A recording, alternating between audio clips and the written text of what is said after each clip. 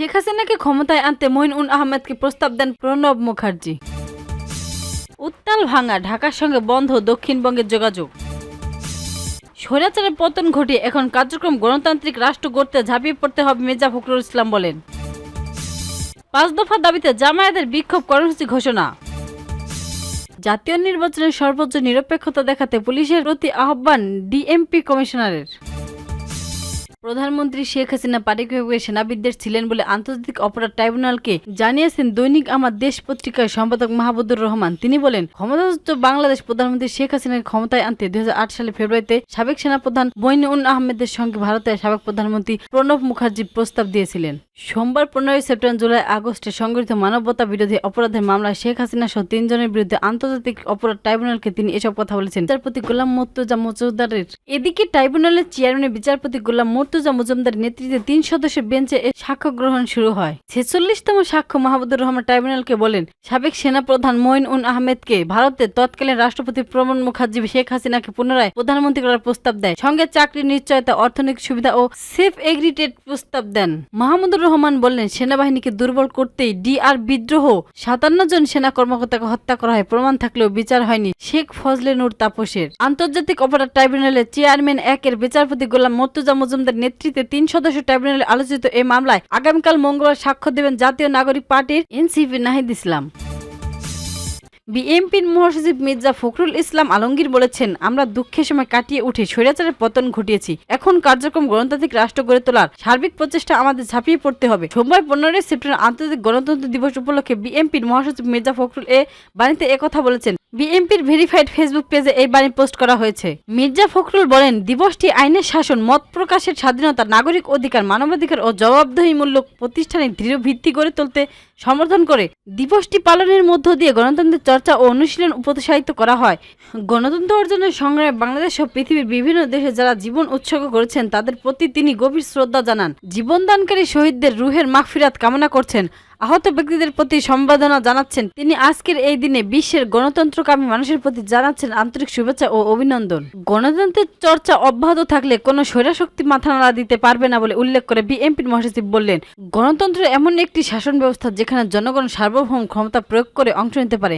গণতন্ত্রের জনগণের ইচ্ছাকৃত গুরুত্বপূর্ণ বিবেচনা করা হয়। নির্বাচন জনপ্রতিনিধিরা সেবা ও ন্যায়সঙ্গত সিদ্ধান্তের পৌঁছাতে সচেষ্ট হয়। গণতন্ত্রের চর্চা অব্যাহত থাকলে কোনো স্বৈরাশক্তি মাথা নাড়া দিতে পারে না, আর সেই কারণে জনগণকে কৃতদাসে পরিণত করা সম্ভব হয়নি। বাংলাদেশ গণতন্ত্র প্রতিষ্ঠানের আন্দোলনের আপসহীন যোদ্ধা বিএনপির চেয়ারপারসন বেগম খালেদা জিয়াকে মিথ্যা ও সাজানো মামলার কারাগারে আটকে রাখা হয়েছিল।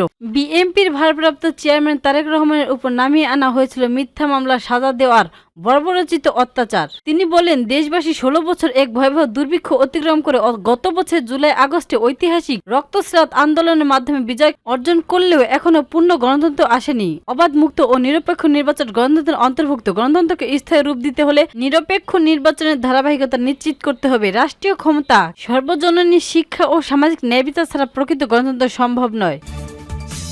ফরিদপুরের ভাঙ্গা সংসদীয় আসনের সীমানা পুনর্বিন্যাস ও পুলিশের ধরা মামলার প্রতিবাদে উপজেলা পরিষদ ও ভাঙ্গা থানায় হামলার ঘটনা ঘটেছে। এতে উত্তপ্ত পরিস্থিতি বিরাজ করছে উপজেলার গোলচত্বর ও আশপাশের এলাকায়। এতে করে বন্ধ রয়েছে ঢাকার সঙ্গে দক্ষিণবঙ্গের 21 জেলার যোগাযোগ ব্যবস্থা। সোমবার 15 সেপ্টেম্বর দুপুরে এই হামলা ও ভাঙচুরের ঘটনা ঘটে। এ সময় বিক্ষোভকারীরা ভাঙ্গা অফিসার্স ক্লাবে আগুন ধরিয়ে দেয়। এছাড়াও ইউএনও নির্বাচন কমিশন অফিসে আগুন দেয় ও সেখানে থাকা কয়েকটি গাড়ি ও 8টি মোটরসাইকেল ভাঙচুর করে। বিক্ষোভকারীদের থামাতে পুলিশের একটি দল পরিস্থিতি নিয়ন্ত্রণে এগিয়ে গেলে তারা জনতার ধাওয়ার মুখে পড়ে এবং আশেপাশের মডেল মসজিদে আশ্রয় নেয় বলে জানিয়েছেন স্থায়ীরা।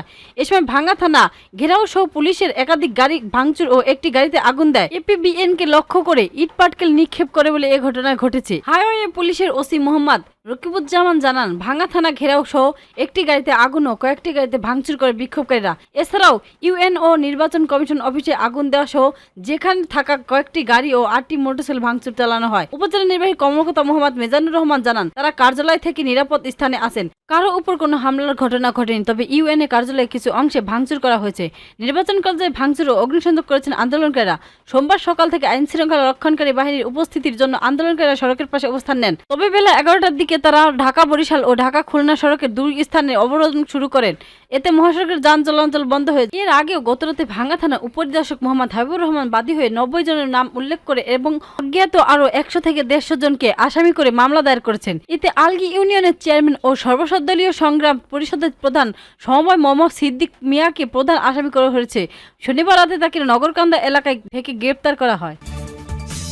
আসন্ন জাতীয় সংসদ নির্বাচনে সর্বোচ্চ নিরপেক্ষতা দেখাতে পুলিশের প্রতি আহ্বান জানিয়েছেন Dhaka metropolitan police DMP commissioner Sheikh Mohammad Sajjad Ali. তিনি বলেন, পুলিশকে অতীতের নির্বাচনী কালিমা থেকে বের করে আসন্ন জাতীয় সংসদ নির্বাচনে নিরপেক্ষতায় সর্বোচ্চ ডিগ্রি প্রদর্শন করতে হবে। সোমবার বাজারবাগ বাংলাদেশ পুলিশ অডিটোরিয়ামে আয়োজিত ঢাকা মেট্রোপলিটন পুলিশের মাসিক অপরাধ পর্যালোচনা সভায় উপস্থিত পুলিশ কর্মকর্তাদের উদ্দেশ্যে ডিএমপি কমিশনার এসব কথা বলেন। ডিএমপি কমিশনার বলেন, কোন দল আদর্শ বা ব্যক্তির প্রতি দুর্বলতা প্রদর্শন করা যাবে না। সম্প্রতি অনুষ্ঠিত ডাকসু নির্বাচনের উপহার দিয়ে তিনি বলেন, আমাদের সকলের সম্মিলিত চেষ্টা একটি সুষ্ঠু ও সুন্দর নির্বাচন সম্ভব। সভায় ডিএমপি কমিশনার বলেন, কার্যক্রম নিষিদ্ধ যে কোনো সংগঠনের অপতৎপরতা রোধে সকলকে সজাগ থাকতে হবে এবং আইন শৃঙ্খলা বিঘ্নকারীদের বিরুদ্ধে কঠোর ব্যবস্থা গ্রহণ করতে হবে। আসন্ন শারদীয় দুর্গাপূজা উপলক্ষে এখন থেকে প্রয়োজনীয় প্রস্তুতি নিতে হবে। সভায় উপস্থিত পুলিশ কর্মকর্তাদের মানসিক গুণাবলী অর্জনের উপর তিনি গুরুত্বারোপ করেন। জাতীয় সনদের ভিত্তিতে নির্বাচন সহ 5 দফা দাবি আদায়ের বিক্ষোভ কর্মসূচি ঘোষণা করেছেন জামায়াতের ইসলাম। সোমবার দুপুরে আয়োজিত সংবাদ সম্মেলনে দলটির নায়েবের আমির মোহাম্মদ সৈয়দ আব্দুল মোহাম্মদ তাহির এই কর্মসূচির ঘোষণা দেন। আগামী 18 সেপ্টেম্বর ঢাকায়, 19 সেপ্টেম্বর বিভাগীয় শহর ও 26 সেপ্টেম্বর সারা দেশে বিক্ষোভ মিছিলের কর্মসূচি পালন করা হবে। সরকার পিআর পদ্ধতিতে নির্বাচনের ঘোষণা না দিলে সম্মাননা দেশগুলোতে নিয়ে জামায়াত ইসলাম আন্দোলন মানবে। জুলাই জাতীয় সংসদের ভিডিওতে ফেব্রুয়ারিতে নির্বাচন, জাতীয় নির্বাচন, পিআর পদ্ধতি চালু, লেভেল প্লেইং ফিল্ড নির্বাচিত করা, ফ্লেন্সিং সরকারের জুলুম নির্যাতন ও দুর্নীতির বিচার এবং জাতীয় পার্টি ও 14 দলের কার্যক্রম নিষিদ্ধ করা। জামায়াত সহ বেশ কয়েকটি ইসলাম দলের নেতাকর্মীরা পিআর পদ্ধতি নির্বাচনের জন্য গত কয়েক মাস ধরে দাবি জানিয়েছেন। তারা বলেছেন, দাবি আন্দোলনের মাঠে নামা হবে, তবে বিএনপি এই দাবির বিপক্ষে।